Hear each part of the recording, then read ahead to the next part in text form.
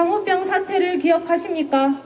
수많은 시민이 언론에 선동되어 이명박 전 대통령에 대해 비난하고 미국산 소고기가 수입되면 큰일이라도 날 것처럼 촛불을 들고 시위에 참여했습니다.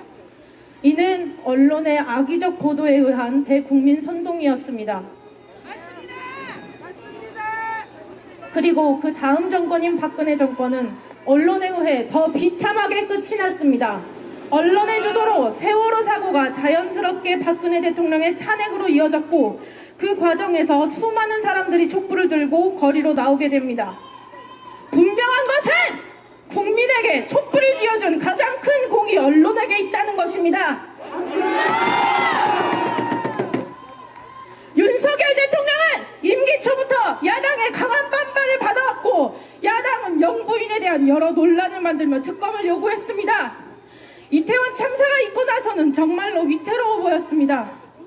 이태원 참사에 대한 대통령의 사과와 진상 규명을 요구하며 퇴진을 요구하는 시위가 이어졌습니다.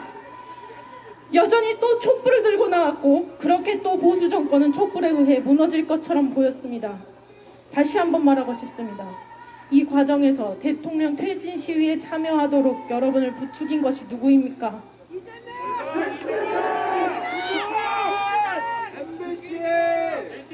대통령 퇴진 시위에 참여하도록 여러분을 부추긴 것이 누구입니까?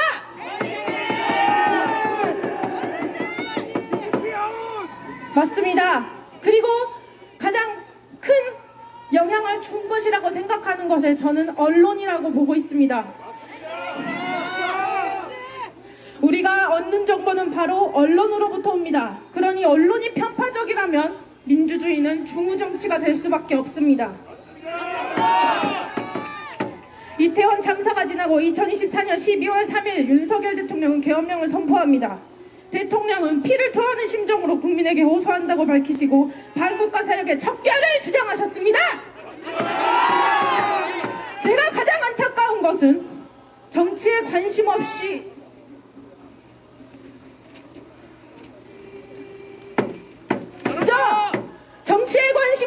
그저 언론의 뉴스를 꾸준히 접해온 국민들에게는 계엄령도 여야 간 정치 싸움의 일환이며 야당의 공격에 참다 못한 대통령의 선 넘은 공격으로 보였을지도 모른다는 것입니다.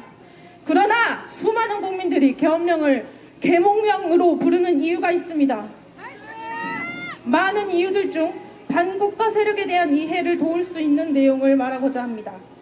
윤 대통령의 탄핵 심판 변론 과정에서 민주노총 간부로 있었던 북한 간첩의 지령문의 내용이 공개되었습니다. 인터넷에 다음과 같이 검색하면 누구나 그 내용을 볼 수 있습니다.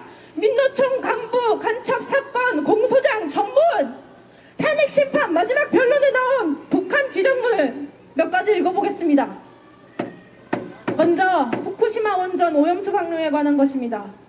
일본 것들의 오염수 방류 결정을 한반도와 주변 나라들에 대한 테러 행위, 전 인류에 대한 대학살 만행으로 폭로, 단죄하는 기사들을 집중 게재하고 지역별 반일 투쟁 소식들과 대일 강경 보복을 요구하는 사회적 여론 동향을 널리 보도하여 민중들의 반일 감정을 지속적으로 높여나가라.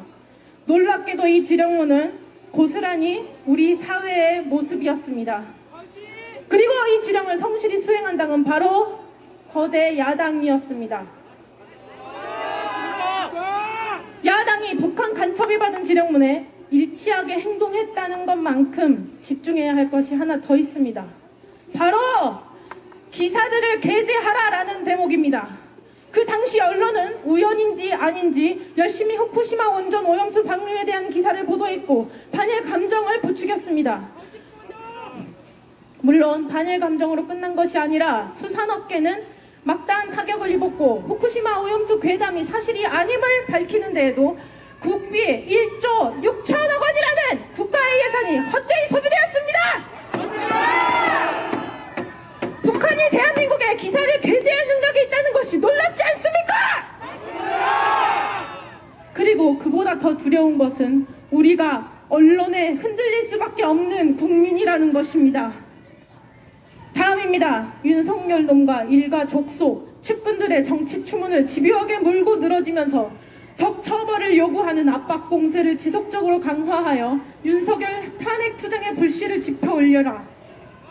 왜인지는 몰라도 이번에도 역시 야당 세력은 지령문과 동일한 행보를 보였습니다.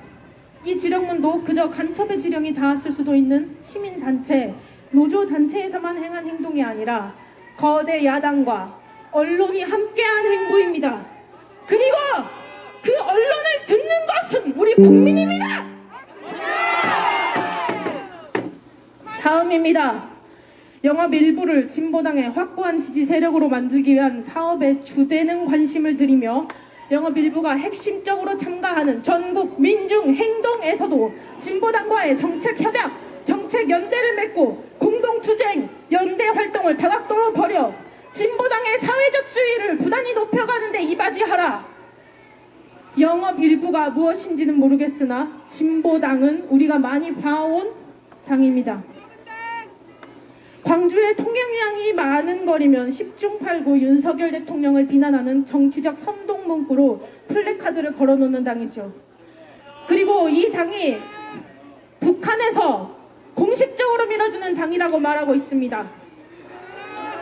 또한 전국 민중 행동에 대해 찾아보면 노동자의 권익을 보호하는 것을 넘어 반미 공산주의를 추구하는 단체임을 알 수 있습니다. 대한민국이 아무리 다양성을